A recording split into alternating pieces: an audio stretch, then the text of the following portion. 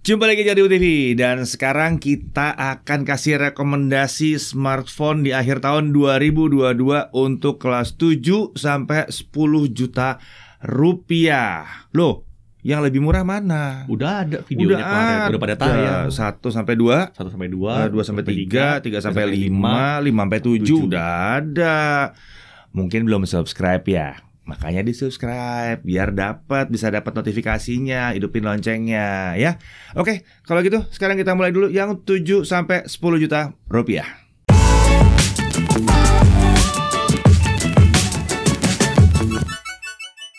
Ya, sebelum kita mulai yang satu ini, saya harap tolong banget dibaca dulu disclaimer-nya.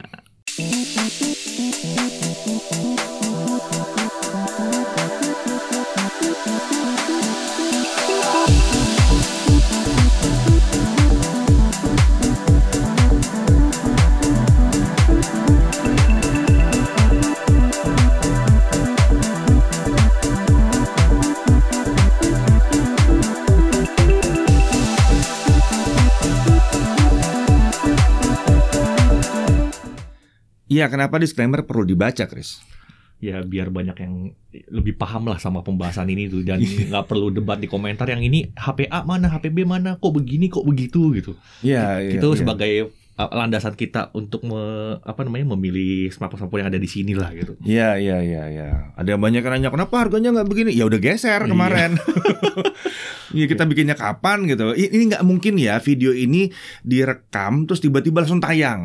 Satu nggak mungkin. Itu nggak mungkin direkam tiba-tiba tayang dalam waktu 30 menit, 1 jam, 2 jam, bahkan 24 jam. Nggak mungkin. Terus mesti diingat lagi, ini 7 sampai 10 juta rupiah.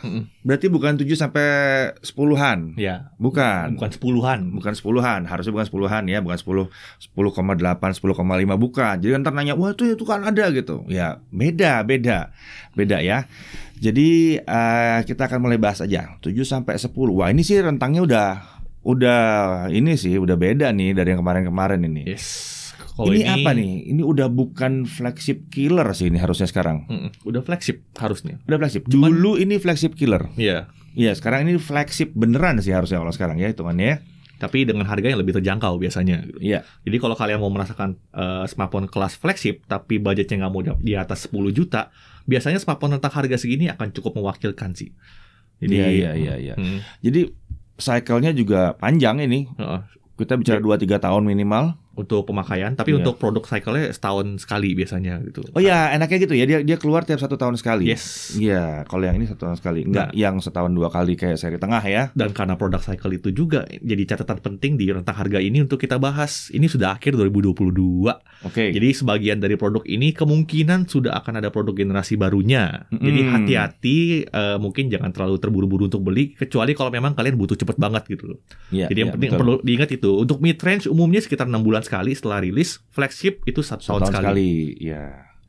Oke, harapan kita apa? SoC flagship. SoC flagship. Harapan kita udah flagship di sini. Flagship. Terus rasanya rasa flagship. Yes. Rasa flagship, layar udah harus keren dan fitur-fiturnya udah flagship lah. Ya, pengalaman kamera kelas flagship minimal di kamera utamanya gitu. Iya. Terus juga punya sebagian atau salah satu fitur dari flagship premium di atas 10 juta itu akan lebih baik sih. Misalnya IP rating, display output itu akan lebih baik. Iya. Karena bagus. Oke, kita mulai dari yang pertama. Apa? Ada Asus Zenfone 9. Zenfone 9. Ini mengejutkan sih. Iya. Ini bisa bisa disuguhkan, bisa ditawarkan dengan sangat bangga sekali sebetulnya kalau yang satu ini. Terlalu mudah soalnya ya. Ada versi 6128, harga 8 juta kurang 1.000. Ada 8256. Ini 10 juta kurang 1.000. Yeah. Tapi ada satu lagi tuh yang RAM 16 GB, storage 156, tapi itu udah offside. Di atas 10 itu jatuhnya. Nanti kita lihat apakah di 10 ke atas masih bisa ditawarkan. Yang paling menarik ini adalah smartphone compact. Iya, ukurannya. Ini nyaris no debat. Hampir nggak ada lawannya untuk smartphone Android flagship compact di bawah 10 juta. Yang mendekati itu paling cuma Samsung Galaxy S22, tapi itu udah kelasnya di atas 10 juta. Betul. Jadi untuk di bawah 10 ini nyaris nggak ada lawan sih, susah dilawannya. 6128-nya agak unik sih sebetulnya ya. Ini mungkin kalau kalian cukup yang 128, ini akan sangat menarik sekali karena harganya lumayan jauh nih di 7,999 ya, lumayan jauh nih. Nggak ada perbedaan lain ya selain itu ya, selain RAM sama storage. Ya, nggak ada perbedaan lain. Ya. Jadi ini selain compact, ini adalah ya kita bisa begini lah, flagship compact dengan performa paling kencang tahun 2022. Snapdragon 8 Plus Gen 1 cuy. Agak bingung sih sebetulnya gue, kenapa ini namanya bukan ROG Phone Mini? Iya kan? Setuju. Iya kan? Bahkan fitur-fitur gaming ROG dimasukin di sini. Minusnya mungkin kalau dibandingkan ROG ya itu 120 per 144 Hz itu nggak ke situ ya. Game-game nggak dicun ke situ gitu. Baterai juga ya nggak segede gitu, nggak sesangar itu. Dibanding Zenfone 8 tahun lalu sih ini upgrade-nya gokil sih, luar biasa. Iya. Dan ini flagship ya, IP68 ada loh. Ada, iya. Kameranya 50 megapiksel, IMX 766. Ini udah terasa flagship banget. Dan gimbal cuy. 6 axis gimbal. Compact begini 6 axis gimbal. Sih. Ini emang melotot sih kameranya. Tapi gue suka karena dia gede, nantangin, tapi emang kebukti bagus gitu. Terus nggak ada kamera bonus sih sayangnya. Jadi kalian nggak dapat bonus. Yes. Nggak, kameranya maksudnya kamera belakangnya itu semua kamera yang fungsional. Kamera ultrawide-nya 12 megapiksel, Sony IMX363, autofocus, nggak pakai kamera gimmick. Autofocus. Perekaman 4K 30 ada semua di semua kameranya, termasuk selfie. Iya. Jarang loh ada yang bisa di 1080p 60. Semua kamera ada. Termasuk selfie juga. Terus nih kalau buat kalian nyari kamera slow motion terbaik, ini salah satu pilihan gua. Satu yang oke. Terus headphone jack. Nah, ini kalau ada yang nyari headphone jack di sini masih ada. Cuma dia yang punya. Speaker udah stereo. Walaupun kecil speaker stereo. Charger sih emang gak kencang-kencang amat, tapi masih ada. Masih ada nih. Udah. Masih ada. Ya perlu dipertimbangkan apa? 6128. 6128 nih sih. Iya, 6-nya itu membuat performa. Kalau kalian mikirin banget performa gaming memang agak kurang lepas aja sedikit ya. Sedikit kurang lepas.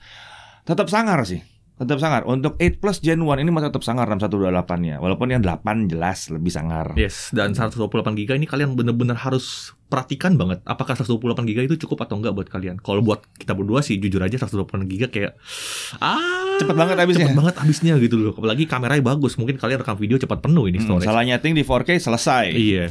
Dan nggak ada micro SD, jadi hati-hati. Nah iya betul. Saran kita sih 8256 lah gitu. Kalau emang ada budget gitu. Terus juga yang bisa gue komplain dari kameranya tuh cuman video kamera selfie-nya. Hasilnya tuh buruk, mohon maaf gitu. Spesifik ya, video kamera selfie. Kesannya kalau foto lumayan. Ini kamera selfie doang sih yang sebetulnya agak kurang terasa flagshipnya ya. Iya. Hanya kamera selfie. Kalau kalian nggak terlalu peduli ya nggak masalah sih. Terus juga nggak bisa display out. Itu perlu diperhatiin mungkin buat kalian. Ya, terus udah yang major tuh itu, yang minor. Satu lagi. Apa tuh? Kalau mau dicari-cari satu lagi sih. Apa tuh? Itu punggungnya itu loh, gampang banget ketempelan minyak itu. Jadi kalau kalian beli ini, begitu keluar jangan pegang punggungnya, casingin. Yes. Dah gitu. Casingnya dikasih kan? Dikasih. Masih ada. Gitu. Jadi kalau compact yang dicari ini yang menarik ya. Ya baterai nggak yang luar biasa hebat tapi udah oke. Dan 8 Plus Gen 1-nya juga bantu banget sih di sini untuk performance dan lain-lain. Oke, next kita ada apa? S21 FE dari Samsung. S21 FE. Ini fenomenal. Sebentar. Ini keluarnya tahun berapa sih? 2022 awal. 2022 awal. Enggak, 2021 Desember. Oh, rilisnya. Ya, rilisnya 2021 Desember. Masih ingat tuh bikin reviewnya di Bali soalnya. Oh iya. Di Bali. Itu Desember berarti. Bikin reviewnya di Bali tuh. Handphone dikirim ke Bali. Makasih ya Samsung. Handphone dikirim ke Bali. Tiba-tiba lagi liburan ditanyain mau nge-review ini enggak? Yuk, boleh. Oke, kelebihan yang pertama jelas ini adalah flagship Samsung. Ini susah ngomong nih. Yes. Seri FE ini adalah Samsung kelas flagship yang dibikin semurah mungkin. Yes. Itu aja, simple. Jadi fitur-fiturnya masih flagship banget. Yes. Kamera kelas flagship Samsung. Kenapa kita bilang flagship Samsung gini deh? Dia hampir balance di semua kamera. 4K 60 di semua kamera bisa. Tadi Zenfone 9 bisa 4K semua. 4K 30 tapi ada kamera tele. Tadi Zenfone nggak ada. Terus, ini tele masih ada. OIS di kamera utama ada, tele juga ada. Iya, betul. Hasil fotonya ya nggak usah ditanya lah. Udahlah itu. Di kameranya Mamma Mia lah. Iya. Terus IP68 jelas. Update OS-nya panjang ini. Update OS-nya panjang. Ya, terus nggak kayak Asus cuma 2 tahun sih gitu. Buat ya oke lah. Ya sekarang jadi bersaing. Yes, sekarang jadi bersaing banget. Layar udah oke. Udah ada Samsung ya. Dan bisa display out. Nggak cuma itu, bisa DeX. Waduh, ada yang nggak tahu DeX, di browsing aja dulu. Capek jelasin lama-lama di sini kalau DeX ya. Gitu. Terus apa lagi ya? Ini feel-nya memang kalau dilihat kesannya kayak seri A. Sekilas dipegang kayak seri A. Kalau dipakai ini seri S. Gitu.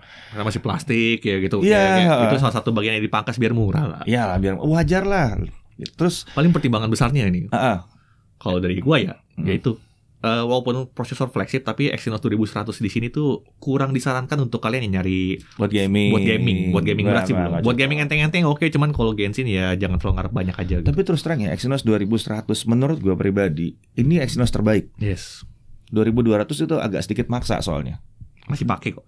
Nah, kalau di Ultra sih terasa masih bisa irit dia. Yoi. Terus apa? Haptic feedback-nya ini yang ngagetin. Ini juga salah satu yang dipangkas demi harga lebih murah gitu. Bukannya jelek. Ya, enggak jelek sih, cuman tidak terasa Samsung seri S. Iya. Enggak terasa Samsung seri S. Headphone jack enggak ada. Ya. Baterai sini.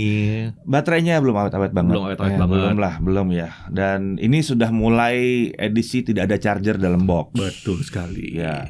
Jadi kalau memperhitungkan yang satu ini di harga berapa? 8 jutaan? 8,5 juta. 8,5 juta. Tolong dihitung bahwa kalian mesti beli charger kalau belum punya. Iya, atau syukur-syukur ada promo dari Samsung gratis aja. Berapa? Voucher biasanya ya, voucher.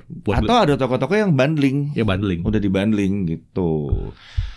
Ini pasti pertanyaannya mendingannya Pak S20 FE. Aduh. pasti rame di komen ya, pasti. Iya, S20 FE, ayo. Kemarin ini udah 5G kalau ini. Nah, ini udah 5G. Kalau yang S21 FE sudah 5G. Sudah 5G, jelas. Ya, jelas. Siap buat masa depan. Iya, kalau yang FE 4G. F20 FE masih 4G dan dia udah lama. Berarti update-nya tinggal sedikit. Tinggal setahun lagi lah paling. Dan ini barang tahun 2020 rilisnya. Bisa aja walaupun ini dalam kondisi baru baterai bisa aja ada degrade. Iya, udah biar bisa tetap turun. Walaupun versi Snapdragon tetap akan menarik sekali ya. Yes, dan ini juga barang lebih sulit didapat sebetulnya gitu. Dan satu masalah yang mungkin bikin kalian akan melihat bahwa ini lebih sulit lagi ntar didapat. Udah dipotong lagi harganya ke 4,9. Aduh. Sebenarnya kemarin kita dikomplain. Iya, kita dikomplain. Pas kita ngecek harganya masih 5, begitu video naik lah karena turun jadi 4,9. Itu wadaw sih. Gitu. Jadi ya itu tadi ada pertimbangan tersendiri. Kalau memang kalian gak masalah sama itu ya sikat aja lah itu S20 masih ada kemungkinan ada pembedaan sih di S20 sama di S21 sih. Karena tetap aja beda ISP di situ, itu ISP-nya baru kan. Emang tujuannya bersaing sama yang baru itu. Gitu. Jadi ya kalau mau cari yang pasti-pasti yang baru ya S21 FE lebih pasti sih, lebih panjang segala macam ya. Oke, next. Ada apa? Ada dari Realme GT2 Pro. Ada Realme. Ada Realme GT2 Pro. Wah, ini sangar sih. Iya, dengan harga 9,5 juta. 9,5 juta dapat 12,256. Sangar. Ini kita sangat apresiasi Realme GT2 Pro karena ini adalah contoh smartphone flagship dari Realme yang ramah lingkungan. Dan ramah lingkungan itu baik dan benar. Maksudnya gimana? Back covernya itu ya, back cover yang putih itu yang putih. Itu keren sih, itu keren. Dibuat dari material yang ramah lingkungan dan mudah diperbarui. Boxnya juga. Chargernya masih ada. Kenceng. Desainnya unik terutama yang putih. Yes. Ya, yang putih itu keren. 8 Gen 1 tapi performanya kenceng. Kenceng di sini. Layarnya udah AMOLED, QHD Plus, layarnya keren lah pokoknya 120 Hz. Ini keren sih, ini keren. Ini salah satu mungkin bisa dibilang Realme yang paling oke nih saat ini ya. Setuju. Keren banget nih. Kamera utama udah oke. IMX766 udah kelas atas lah itu. Hasil foto dan videonya udah bagus. Masih punya kamera mikroskop yang nggak bisa dibilang bonus. Iya. Kepake loh. Gue lebih senang ada kamera ini sih, jujur aja. Kepake. Kalau kalian ini contoh kepake yang aneh ya. Iya. Kalau kalian contoh kemarin itu Bimo sempat ngetes vacuum cleaner, ya kan? Gue inget banget itu. Dia tes vacuum cleaner, terus ini dipakai buat nyari ada tungaunya nggak? Ternyata kelihatan, ada tungaunya. Nggak nemu kalau kalian pakai kamera biasa nggak nemu. Karena pakai yang Microsoft nemu. Yes. Nah, kita bisa dapetin gambar si tungau itu gara-gara ini. Yes. Ya ini bisa dibilang Realme terbaik tahun ini lah ya gitu. Iya. Tapi tetap ada miss-nya sih. Kas smartphone BBK Group lah ini. Ya entah kenapa ya. BBK Selfie. Group, tolong dong. Ini selfie jangan 1080p 30 doang. Iya. Naikin lah. Ya ke 60 aja nggak apa-apa. Kita nggak minta 4K. Iya. Nggak minta 2K gitu. Dan sayangnya untuk di Realme GT2 Pro selfie-nya sendiri videonya belum kualitas flagship lah untuk ininya selfie-nya. Lalu ultra wide-nya 50 megapiksel. Oh, kelihatannya kan sama kayak sensor utama ya, tapi kalau kalian lihat detailnya sensornya yang dipakai tuh beda. Beda. Jadi dan hasilnya juga beda hasilnya juga beda. Dan Beda. jujur aja cukup jomplang antara kamera utama dan ultra wide-nya sih. Terus untuk gaming kencang. Tapi suhunya agak tinggi. Suhunya agak Ini tinggi. typical 8 Gen 1 kan, agak sedikit tinggi. Dengan pengecualian ada satu 8 Gen 1 yang nggak tinggi sih. Itu ada. Itu ada, tapi kelasnya di atas nanti. Nanti kita bahas nanti itu ya. Itu yang mematahkan bahwa 8 Gen 1 itu harus panas. Iya. Ada terima kasih loh Vivo. Iya. Tergantung produsen ujung-ujungnya. Tergantung produsen ternyata ya. Di sini masih terasa anget ya. Nggak ada display output, nggak ada IP rating, ya gitu. Itu ada gitulah kalau dikuatkan satu sisi nanti ada yang kendor di yang lain gitu. Makanya ini flagship terjangkau gitu. Dari 7 sampai 10 pasti masih ada ininya lah. Plus minusnya masih lumayan terasa. Ya. Kemudian berikutnya kita masih sama. Realme lagi. Ini Realme lagi banyak. Kalau GT kita demen deh. Iya sama. Setuju. Ini ada Realme GT Neo 3. Iya. Yang 150 watt dan ini yang varian RAM-nya 12 GB, storage 256 GB. Di harga 8 juta kurang 1.000 lah gitu.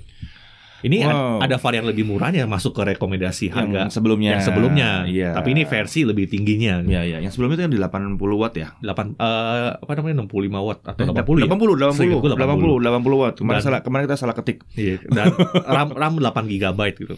Yang ini 12 GB. 12 GB. Kalau kalian nyari performa yang lebih lepas, adanya di sini. Dan chargingnya jauh lebih kencang. Apa lagi, speaker stereo, desainnya tipis, layarnya juga udah keren, hasil foto udah oke banget di situ.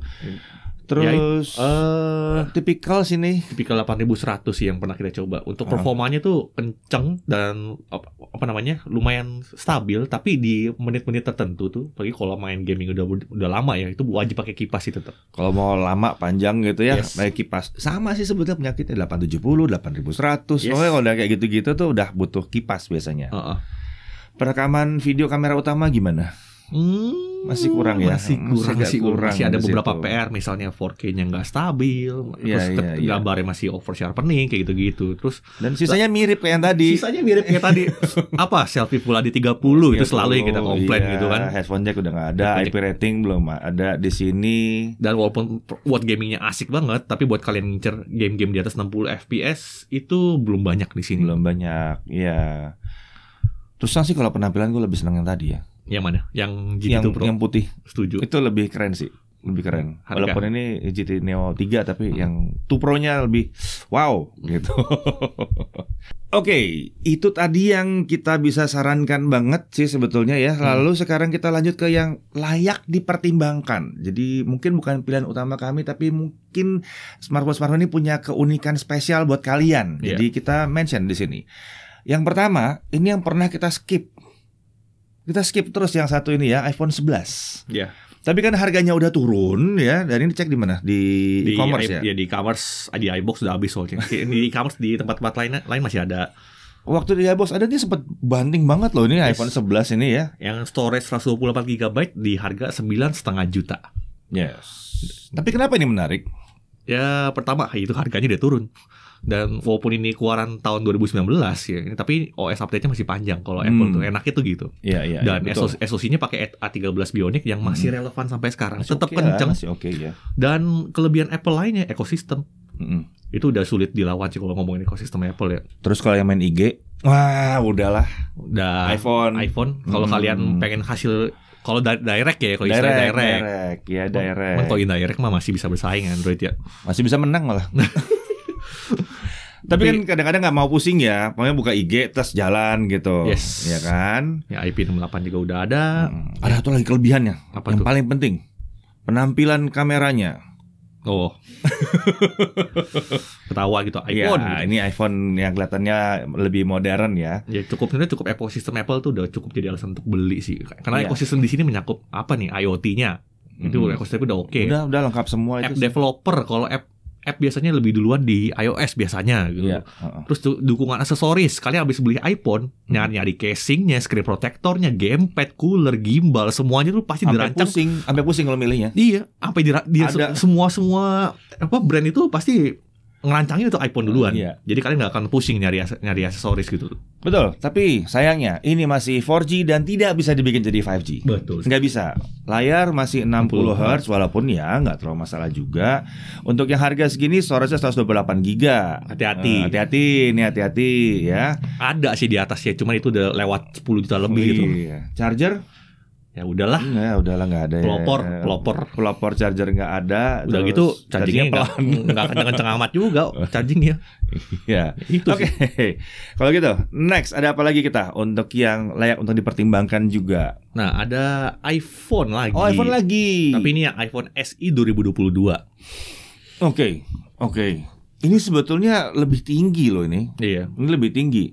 Harga mirip ya. 9,5 jutaan juga. Di iBox. Kalau yang di sini iBox masih ada. Iya, ini masih di iBox. A15 Bionic. SoC lebih baru. Iya. Dan 5G. Ekosistem Apple tadi udah kita bahas ya. Itu udah kelebihan iPhone 11 tadi itu udah pasti ngikut gitu. Tapi ya kelemahan besarnya buat gue sih desain sih. Desain layar iPhone jadul seperti iPhone 8 series. Tar dulu. Tapi ini bisa unlock pakai masker tanpa ada masalah. Lu mau pakai masker ketutup total juga masih bisa. Ya iyalah, ada fingerprintnya, masih ada Touch ID, masih ada. Penampilannya kalau lu bilang jadul, kalau gue bilang klasik. Atau retro kali ya? Belum retro kali, belum masih klasik. Klasik. Kamera single, tapi udah lah ya. Kalau single bagus ya nggak apa-apa. Single kamera standar iPhone sih emang sih. Gitu. Jadi ini kalau memang harus iPhone banget ya, ini masih bisa diperhatikan lah yang satu ini. Yes. Kemudian ada apa lagi? Untuk honorable mention berikutnya ada iQOO. Ada iQOO 11. iQOO 11. Sebetulnya kenapa dia masuk honorable mention di sini? Karena harga jual pertamanya di 9,9 juta. Yes. Ya. Kemungkinan besar setelah ini dia akan naik ke 10,9. Harga normalnya 10,9. Tapi kita masih masukin daripada kalian ribut nanti kan hari pertama 9,9. Udah masukin. 9,9 juta. Ya. Snapdragon 8 Gen 2 pertama di Indonesia. Yes. Ya. 8 Gen 2 pertama di Indonesia. Ray tracing udah hidup. Sudah terbukti, kita udah kasih lihat. Performanya lumayan kencang dan stabil. Dan yang dijaga banget suhunya. Suhunya adem, enggak kencang dan adem. Ini luar biasa sih. Desain yang putih keren. Yang putih sih keren banget sih. Yang putih keren sih. Keren. Suka. Layar asik. Kamera utama ya lumayan lah hasil fotonya. Ya. Pertimbangan besarnya, walaupun Snapdragon X Gen 2, performanya masih ditahan. Tapi walaupun ditahan, itu tetap kenceng parah sih. Cuman ya maksudnya kalau bisa dilepas dikit lah kan. Fokusnya di performa. Dilepas kok di Antutu. Jadi Antutu doang. Gamingnya kelihatan masih ditahan. Iya, gamingnya masih ketahan. Terus kalau dari gue software kameranya sih itu masih butuh update. Ya. Tapi lagi-lagi ya, ini pertama kali launching langsung dijual di sini. Yes. Itu kelemahannya kalau sebuah handphone itu launching langsung dijual di sini. Yeah. Bahkan Samsung launching itu pre-order masih ada jeda waktu. Iya. Gitu kan? Dan ya Samsung Series S tidak pernah keluar langsung setelah chipsetnya keluar langsung. Karena memang butuh waktu. Butuh waktu buat tuning sih sebetulnya. Yes. Gitu. Jadi semoga ada software update dalam jangka waktu dekat ya untuk si iQOO 11 ini. Betul. Tapi untuk yang mungkin agak sulit diupdate juga itu kemampuan kameranya itu multi kameranya terlalu jomplang sih. Kayak gue bilang kamera utamanya lumayan lah. Tapi kamera kamera ultrawide, kamera selfie-nya itu I'm sorry itu belum kelas atas. Belum. Selfie-nya terutama ya. Iya. Itu masih 1080p 30 juga. 1080p 30 masih dan juga. Dan nggak ada stabilizernya. Itu sih yang bikin ayo dong. Tapi benda ini punya potensi untuk naik ke sangat direkomendasikan kalau ada perbaikan di software. Yes. Sebetulnya ada rekomendasi. Makanya kita masukin di sini gitu. Kemudian yang terakhir itu ada Poco F4 GT. F4 GT. Penampilan rasa handphone gaming. Rasa handphone gaming. Dan ini mungkin menarik banget buat kalian pengen ngerasain smartphone yang ada tombol triggernya. Tombol trigger di sini. Yes, betul. Biasanya itu ada di Black Shark, cuman Black Shark tahun ini tidak tahu kemana. Jadi kalau untuk yang punya tombol trigger kayak gini cuma Poco F4 GT yang punya. F4 GT. Dan ini adalah Poco Ultimate jatuhnya. Iya. Terbaiknya Poco tahun ini lah. Terbaiknya Poco tahun ini. Mungkin kelemahannya cuman ya performanya di gas. Jadi kita butuh dinginkan dia. Sayangnya Poco nggak nyediain cooler spesial ya. Spesial gitu kan. Kalau harus pinter kayak ROG gitu. Suhunya taruh tinggi gitu, kenceng. Terus kalau kepanasan, kita kan jual kipas. Iya. Segitu ya. Harusnya Poco gitu. Poco bisa dong jual kipas. Iya. Cooler spesial gitu kan. Nah, begitu ditancap, wah modenya langsung naik jadi kenceng gitu. Nggak apa-apa jadi dingin kan. Mau mendinginkan tangan gitu. Ya ini satu terakhir memang agak unik posisinya emang agak unik sih memang.